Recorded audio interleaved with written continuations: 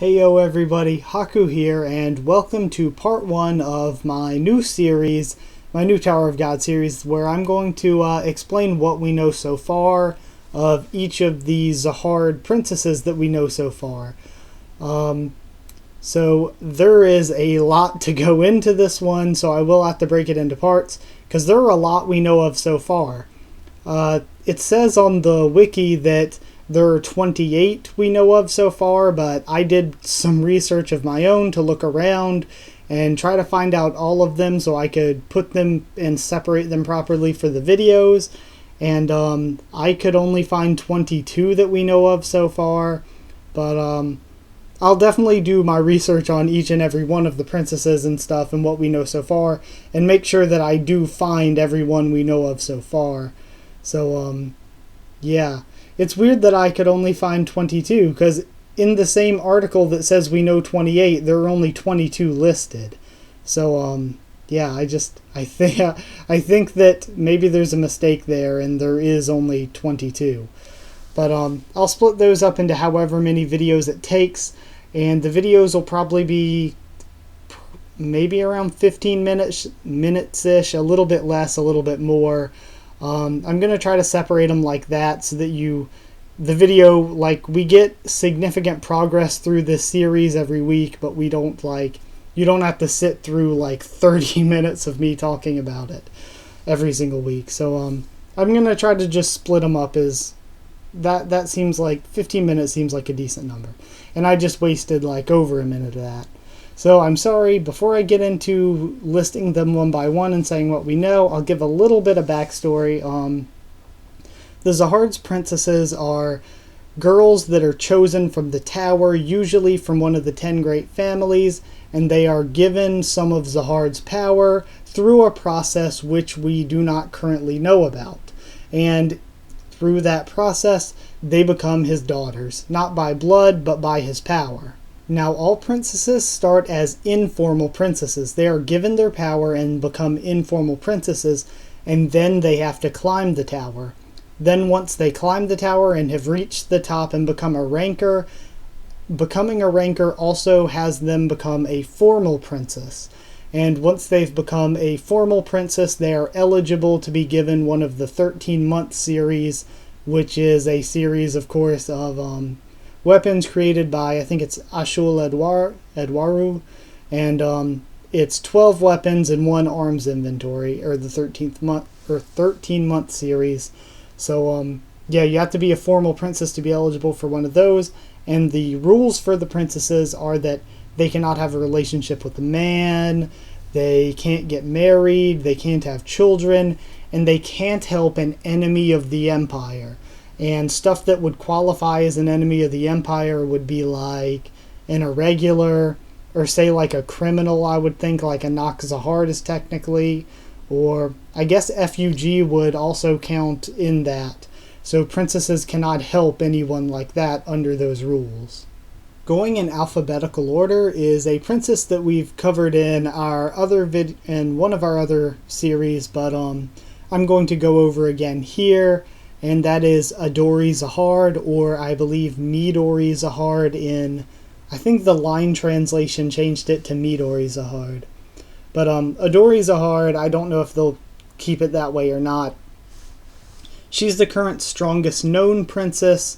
She's the captain of the Royal Guard, which is really, really cool. She's currently ranked number 7, the number 7 ranker. And she's tied at number 7, tied for the strongest person born in the tower with fellow princess Eurasia Enza.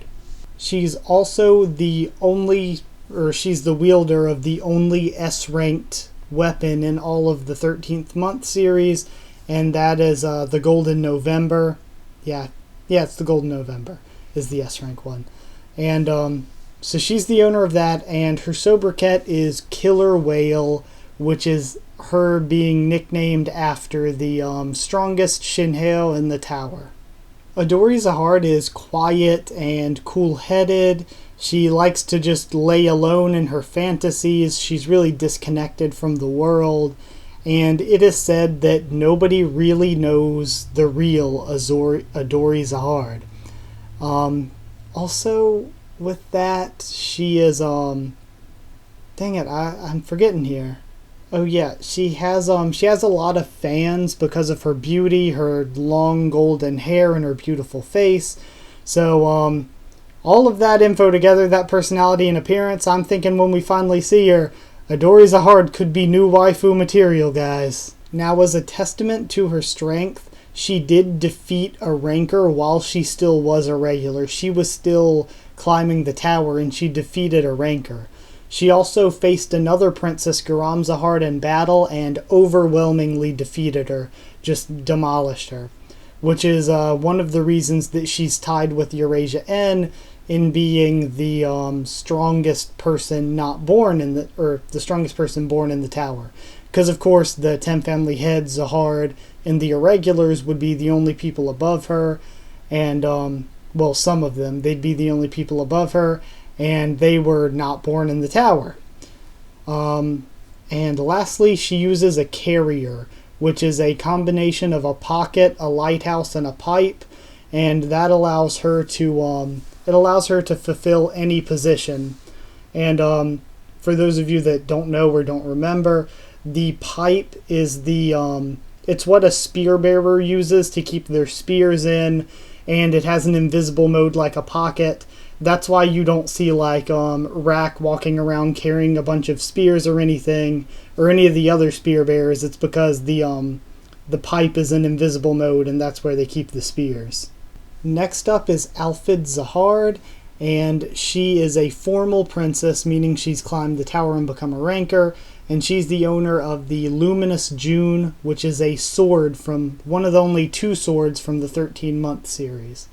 And then after her is An, or An, it's A-N, it's Anak Zahard, and she is the owner of the Silver January, and of course that means she is also a formal princess and has climbed the tower and become a ranker. And that is the only thing we know about Anak or Anak Zahard. Next up is Anak Zahard, the mother, the original, and she was a formal princess. She had climbed the tower, she was the owner of the Green April, and she enjoyed her life as a princess, but then fell in love with a palace cook. So, becoming pregnant with the cook's child, she had to run away and live her life as an outlaw with her child and the cook. But this meant that she was an enemy, she was an outlaw, she was an enemy of the Empire. So Zahard and the Empire sent a squad from RED, the Royal Enforcement Division, to go and wipe out her entire family, execute the entire family. So the Royal Enforcement Division attacked the small squad from there, and one of the members, the youngest member, Lopo Biaren, killed Anak Zahard, and another Princess of Zahard that was with them, and she might be a member of the Royal Enforcement Division. We still don't know much about them. So another Princess of Zahard that was part of that small team killed the cook that she had run away with, her lover.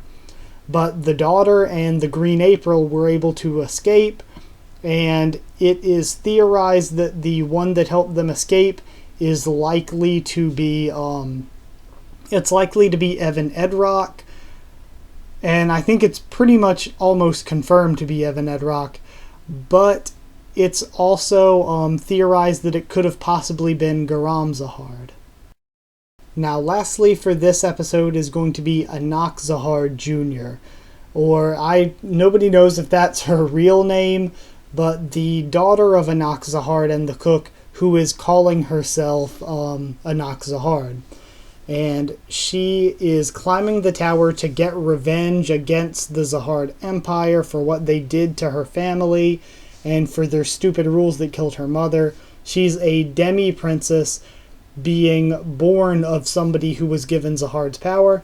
And of course the rules are there in place so that Zahard's power isn't spread like this. So I guess that would make her 1/4 Zahard power? I'm not exactly sure how that works. We still have a lot to find out. But of course, Anak Zahard is a demi-princess. we know a ton about Anak, so I'm not going to go too deep into anything. But we know that she is arrogant, lazy, she has a short temper, a lot of things like that. But she's a character that a lot of people enjoy, and of course I enjoy very, very much. One of my, well, this video will be out after that video, so I can say, of course, my favorite character. She uses physical Shinsu reinforcement at an incredibly advanced level. She can control 4 bongs of Shinsu at once, and now that she has lost the Green April, it appears that she uses a steel spear, or a big green steel spear, and a real inventory, as sort of a fisherman spearbearer hybrid, but I think mostly still fisherman that just happens to use a spear. Also, after her parents' death, she was raised on the 43rd floor by Anak Zahard, which makes me think, okay, maybe her and the rest of Ship's team will return into the story again at the 43rd floor. Maybe they'll meet up there, since that's where Anak was raised. And it's supposed to be a very big arc, so that would kind of make sense too. But we'll see how things go. Or we may see Anak Zahard there as well, since that's where Anak grew up with her at. So yeah, that was it for this episode. It is a little under 15 minutes, but I think this is about the length that most of these will be. I'll try to get through as many as I can without making the video too long. And it should maybe take 4 or 5 parts. Probably 3 or 4 parts, but maybe even 5. I do thank you all so sincerely for watching. Like if you did like it. Comment down there, tell me what you thought of these princesses, what you thought of the series, any other suggestions for discussions or anything.